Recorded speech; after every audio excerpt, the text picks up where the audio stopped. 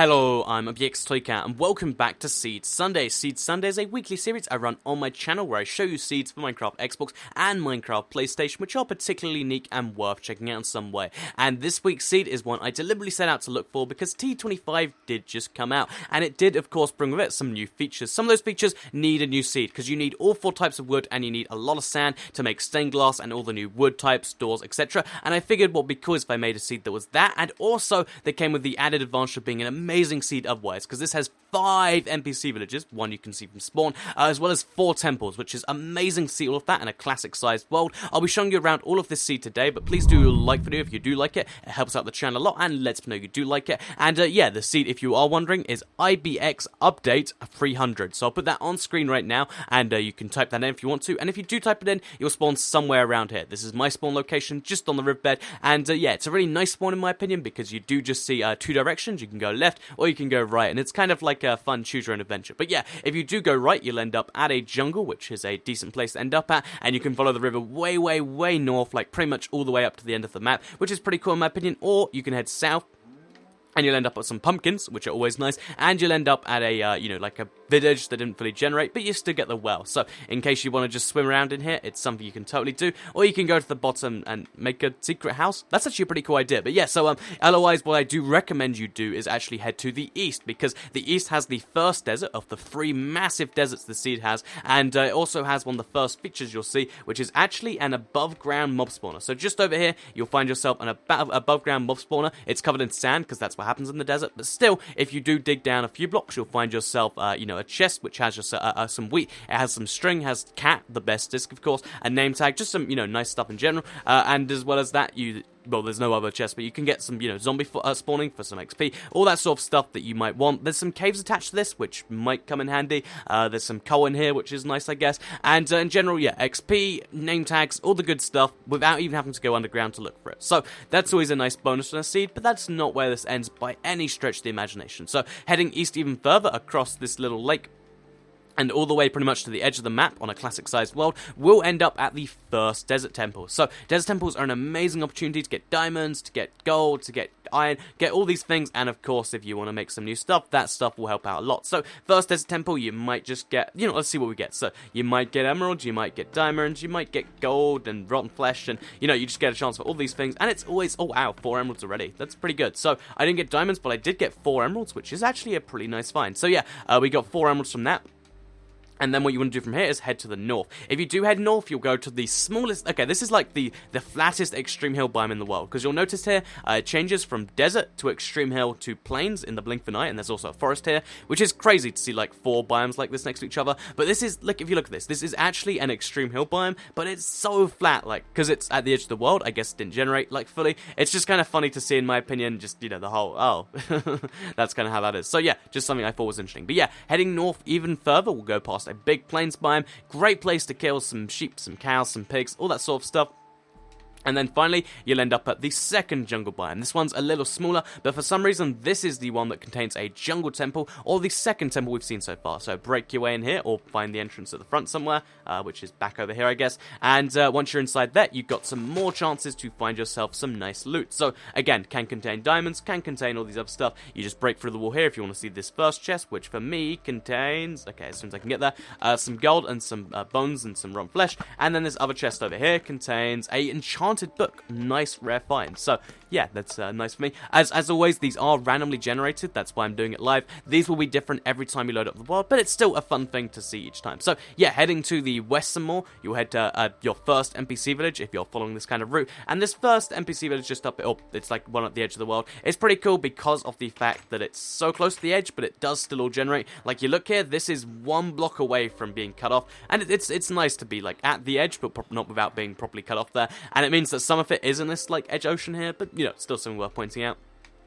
Besides that, looking around the village, you do get some nice trades, you do get some sugarcane, and you do get some food. All the things you usually want, but the village you'll be way more interested in my opinion, is a regular village, instead of a desert village over there, which is just to the southwest, sorry. You can literally see them from each other, and you can see another one to the left yet, so like, one village there, one village here, one village there. Really, really close villages, but yeah, this one has a nice chest, because it doesn't just, you know, give you some iron, or give you some diamonds or something. It gives you an iron pickaxe, and an iron sword, as well as a second pickaxe, which is great because it means you just don't have to craft that stuff, you don't have to make it yourself, it's just done. Also some bread, which you might need if you've been running this whole time, and yeah, some apples, which are nice if you're playing UHC. So generally great village. It also has so many planters, and this is, I think, the best village on the seed. It's on a bit of a hill, but if you just look at the size of this thing, it's crazy. Especially given that this is between two other villages, so if you need something else, you can just head to the left here. It's pretty cool in my opinion. So, yeah, this third NPC village over here is another one without a blacksmith, so no free loot. But there is free loot in the form of good trades. You can sell them their wheat to make some money, or in that case, you can, yeah, there you go.